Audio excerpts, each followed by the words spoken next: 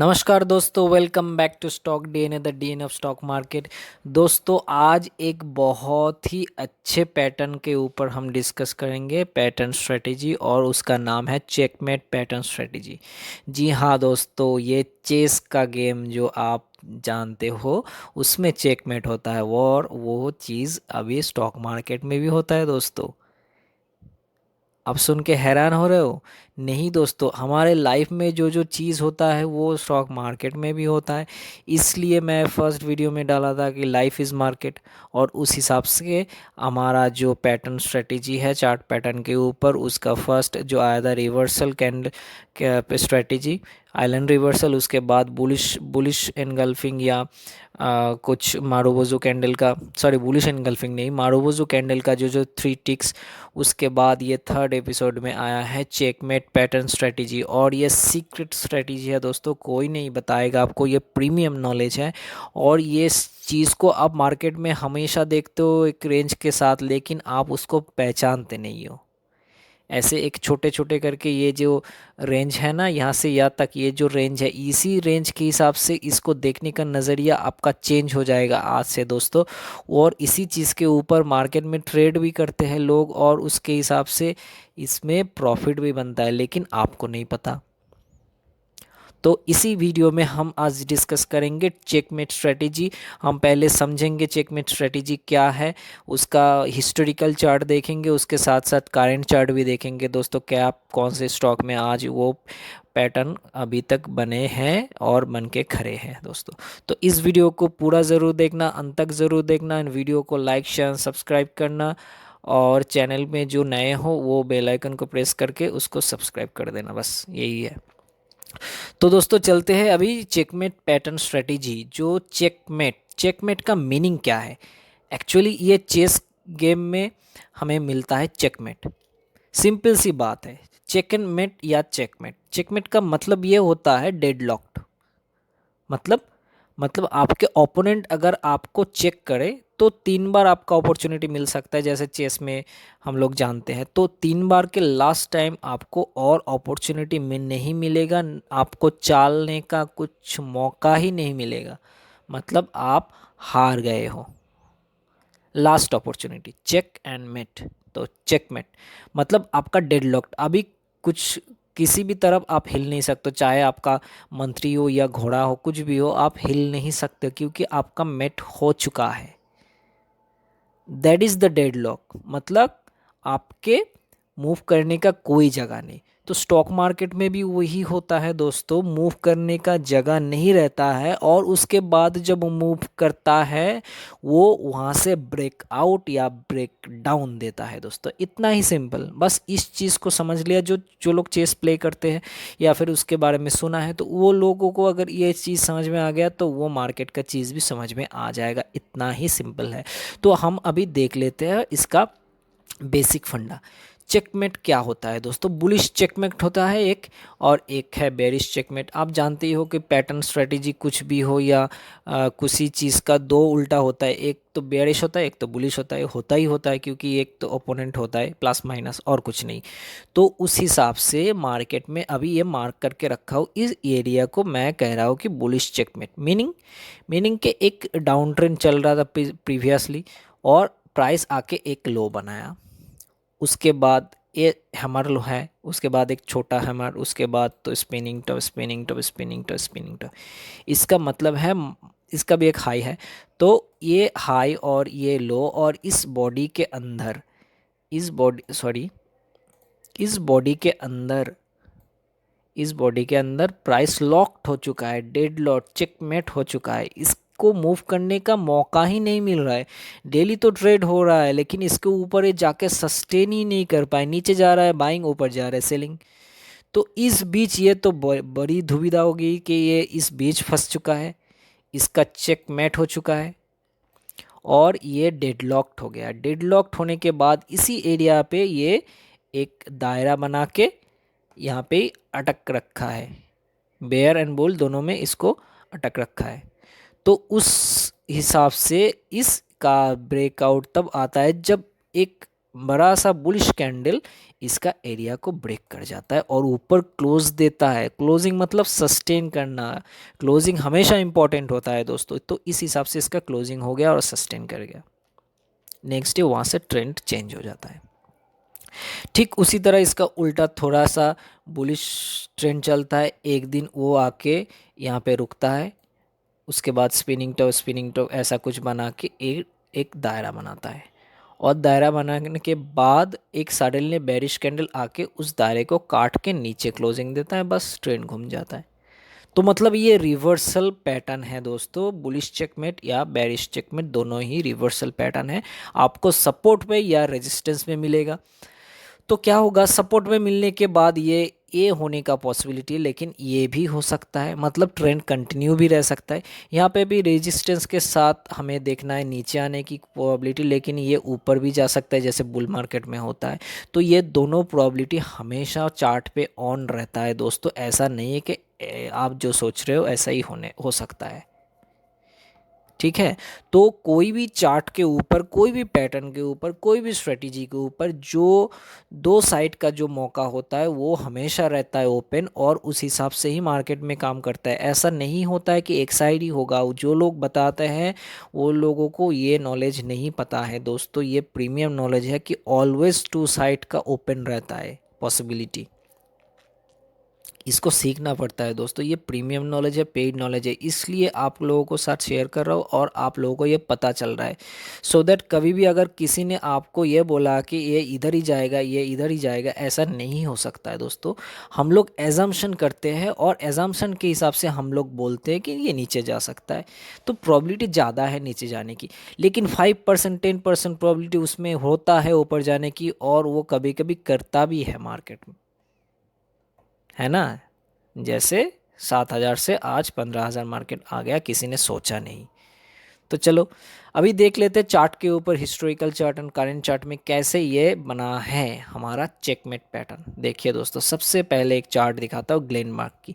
और ग्लेनमार्क में historical chart जैसे मैं बोला मार्च अप्रैल के टाइम पे देखो, बिल्कुल उसके बाद एक डाउन ट्रेंड था, उसके पहले सॉरी।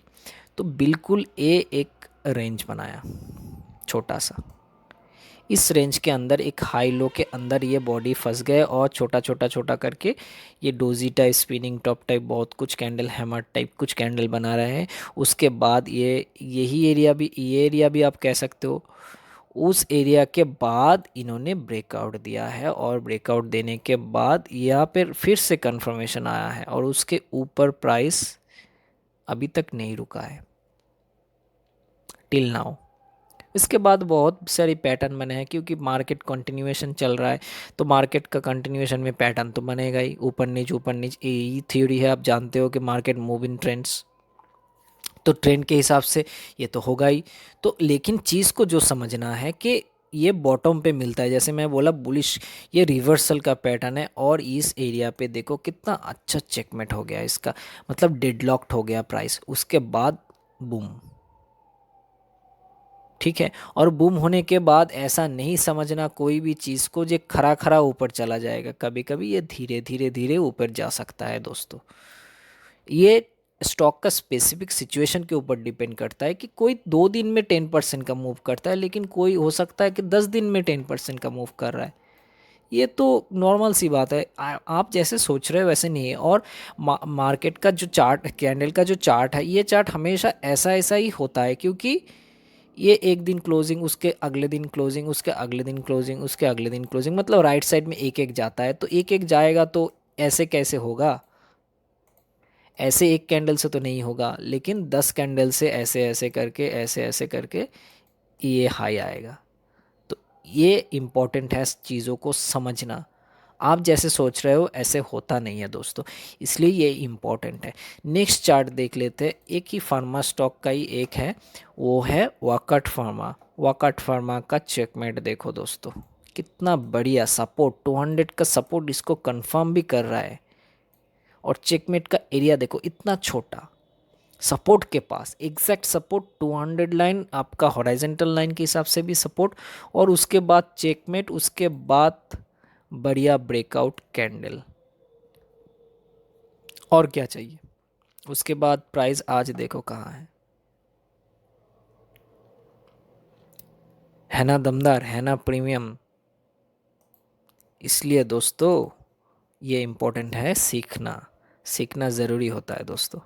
नेक्स्ट देखेंगे दोस्तों, नेक्स्ट नेक्स्ट देखो करेंट चार्ट पे, मैं जो बोला हूँ करेंट चार्ट पे, करेंट चार्ट पे चेकमेट सपोर्ट के पास देखो 200 को लपेट के चेकमेट बना रहा है कौन, MCX। ये जब देगा यहाँ से भी दे सकता है, यहाँ से भी दे सकता है। क्लियर है, कितना अच्छा चेकमेट, मैं इस मार्किंग को हटा दे, देखो अब देखो कितना अच्छा चेकमेट हो गया। लेकिन आप कभी ध्यान ही नहीं दिया, आप सब समय इसको देखते हो हर टाइम, लेकिन देखो इसको ध्यान ही नहीं दिया। एक ही एरिया पे कैसे छोटे छोटे कैंडल, देखो कैसे छोटे छोटे कैंडल उसका बन रहा है एक ही एरिया पे। ये होता है आइडियल पैटर्न। ठीक है, अभी मैं दिखाऊंगा आपको दो चार्ट जिस पे वो पैटर्न बनने की कोशिश कर रहा है, लेकिन वो भूल है, आप उससे थोड़ा बचिएगा। ये एक दायरा, ऐसे चेकमेट नहीं होता है सर। ये भी रेंज का अंदर है, लेकिन इसको चेकमेट नहीं कह सकते आप। मैं आपका मिसकॉन्सेप्शन दूर करने के लिए ये चार्ट सिलेक्ट किया हूँ। ठीक है, ये मिसकॉन्सेप्शन है, ये चेकमेट नहीं है। क्योंकि आप बहुत सीखे हो कि एरिया का जो सॉरी रेंज का जो ब्रेकआउट, ठीक है रेंज का ब्रेकआउट, लेकिन रेंज का ब्रेकआउट अलग से चीज़ है, ये चेकमेट अलग सी चीज़ है। रेंज का ब्रेकआउट हालांकि इस जैसा लगता है, लेकिन वो ये नहीं है। चेकमेट अलग ही चीज़ है दोस्तों, और ये एकदम प्रीमियम सी चीज़ है। ठीक है, तो ये चेकमेट नहीं है। नेक्स्ट और एक चार्ट पे भी देखेंगे, ये है चंबल फर्टिलाइज़र का। ये देखो इसका ये लो, इसको छोड़ देते, अगर आप इसको भी लेते हो इस एरिया को और इस एरिया को, ये भी चेकमेट नहीं है दोस्तों। और ये थोड़ा सा अप ट्रेंडिंग भी जो झुका हुआ है उसका ऊपर की तरफ, झुका हुआ नहीं, ये थोड़ा एंगल में है, एटलीस्ट 30 डिग्री एंगल तो होगा ही इसका। तो ये भी चेकमेट नहीं है। चेकमेट एक ही एरिया पे प्लेन होना चाहिए, ऐसा टिल्टेड नहीं होना चाहिए, ऐसा टिल्टेड नहीं होना चाहिए। ठीक है दोस्तों, तो ये लगभग आपका भी आसपास आने की कोशिश कर रहा था, लेकिन ये चीज़ दिखाने का मतलब यही है कि आप मिसकॉन्सेप्शन में ना रहो। ठीक है, अभी एक चार्ट दिखाता हूँ आपको, ये देखो, ये KEI का रेजिस्टेंस एरिया देखो आप, चेकमेट एरिया देखो, लेकिन ये भी उतना आइडियल नहीं है दोस्तों। ठीक है, क्योंकि इसका रेंज बड़ा हो रहा है। आइडियल ना होने का कारण सिर्फ यही है, इसका रेंज बड़ा हो रहा है। रेंज अगर बड़ा हो जाए तो उसके अंदर डोजी का कैंडल नहीं होगा, उसके अंदर एनगल्फिंग होगा, उसके अंदर बुलिश मारूबोजू होगा, ये बहुत कुछ होता है, इसलिए ये चेकमेट नहीं होता है। लेकिन हालांकि इसका रेंज ब्रेकआउट होता है, यहाँ से जाए तो भी ब्रेकआउट होता है, यहाँ से जाए तो भी ब्रेक डाउन होता है लॉजिकली, लेकिन ये चेकमेट पैटर्न नहीं है। मेरे कहने का मतलब यही है कि रेंज के ब्रेकआउट के साथ इसका डिफरेंस क्या है। ठीक है, मेरे हिसाब से आपका मिसकॉन्सेप्शन दूर हो गया है। अभी एक बात करते हैं चोला फिनांस की। चोला फिनांस में भी देखो, आप अगर इस रेंज को बांधते हो तो इसमें चेकमेट प्रोबेबिलिटी बहुत है, क्योंकि ये देखो छोटे छोटे कैंडल बन रहा है, इंडिसिशन कैंडल बन रहा है, छोटे छोटे छोटे छोटे कैंडल बन रहा है। हालांकि इसका हाई थोड़ा ऊंचा है, लेकिन ये एरिया अगर आप ले सकते हो तो इसका रेंज ये बहुत, मतलब वो जो तीन चार्ट देखा है उससे बेहतर ये है, मैं ये मान सकता हूँ। ठीक है, इस एरिया पे देखो चेकमेट हुआ था रेजिस्टेंस के ऊपर, देखो ऊपर काट गया बुलिश कैंडल के साथ। तो अभी अभी बोला कि दो साइड पॉसिबिलिटी है, रेजिस्टेंस के पास हमें देखना था ये, लेकिन ये हुआ है ये, तो दो साइड पॉसिबिलिटी हमेशा रहता है। तो यहाँ पे देखो कैसे ब्रेकआउट दिया है, और ये ब्रेकआउट का कैंडल ही आपको बताएगा कि ये चेकमेट का ब्रेकआउट हो गया है। तो यहाँ पे भी शायद वो हो सके, या खुद थोड़े देर और भी ये टाइम बिता सकता है, उसके हिसाब से इसका ब्यूटी और भी बढ़ सकता है। अभी देखते हैं इन फ्यूचर क्या होता है। एक्चुअली कोई भी पैटर्न हो, ये एक सीक्रेट आज मैं बताता हूँ, जो लोग अंत तक वीडियो देखते हैं उसके लिए है। कोई भी पैटर्न अगर आप लगा रहे हो, चाहे वो बुलिश एनगल्फिंग हो, पियर्सिंग हो, बुल्स, ऐसा कुछ भी हो, कोई भी कैंडल पैटर्न या कैंडल पैटर्न के मल्टीपल कैंडल का पैटर्न है, BMW जैसे है कि रेलवे है, कुछ भी हो, उसका ब्यूटीफुल वो जितना होगा कोई भी पैटर्न जितना ब्यूटीफुल होगा उसका मतलब वो प्रॉफिटेबिलिटी का रेंज उतना बढ़ेगा, परसेंटेज उतना बढ़ेगा। मतलब beautiful candle pattern, beautiful setup हमेशा काम करता है ज़्यादा, ना कि आपका उल्टा पुल्टा सिस्टम। ठीक है, क्योंकि एक चीज़ आप ध्यान दो, अगर वो पैटर्न बनाना है डब्लू तो ढंग से बनाना चाहिए। दो बना रहा है तो ढंग से बनाना चाहिए, ऐसे ऐसे ऐसे ऐसे करके दो नहीं। ये भी दो है लेकिन ये दो, इसका ब्यूटी देखो और इसका ब्यूटी देखो, आसमान और ज़मीन का फ़र्क होता है। तो यही चीज़ इम्पोर्टेंट है कि आप जो कर रहे हो काम, वो काम का एफिशिएंसी में ये डिफरेंस क्यों हो रहा है कि कोई एक्सपर्ट भी वही चीज़ देख रहा है जो चार्ट आप देख रहे हो, लेकिन आप जो देख रहे हो वो एक्यूरेसी वाला नहीं देख रहा है, लेकिन एक एक्सपर्ट जो देख रहा है वो एक्यूरेसी वाला देखता है, और इसलिए उसमें डिफरेंस होता है दोस्तों। और इसका शॉर्टकट मैं अभी आपको बता रहा है कि आपको एक्यूरेसी कैसे लाना है, ब्यूटीफुली देखने के लिए। ब्यूटीफुल अगर आप देखोगे तो उसका एक्यूरेसी ऑटोमेटिक इंक्रीज हो जाएगा। अगर आपको वो चीज़, ठीक है ये रेलवे ट्रैक है सपोज, मैं मान रहा हूँ, ठीक है, लेकिन इसका ब्यूटी ठीक होना चाहिए। ये डोजी के अगर इसका एक ये स्पिनिंग टॉप देख रहे हो आप, बेरिश और ये बुलिश, लॉजिकली तो ये भी रेलवे ट्रैक है ना। ये अगर रेलवे ट्रैक है, ये मारुबुजू कैंडल का रेलवे ट्रैक है, तो ये भी तो रेलवे ट्रैक है क्योंकि इसका बॉडी सेम टू सेम है लॉजिकली। लेकिन इसका ब्यूटी और इसका ब्यूटी सेम है क्या? अगर हम इसको ब्यूटीफुली ड्रॉ करते हैं तो देखो,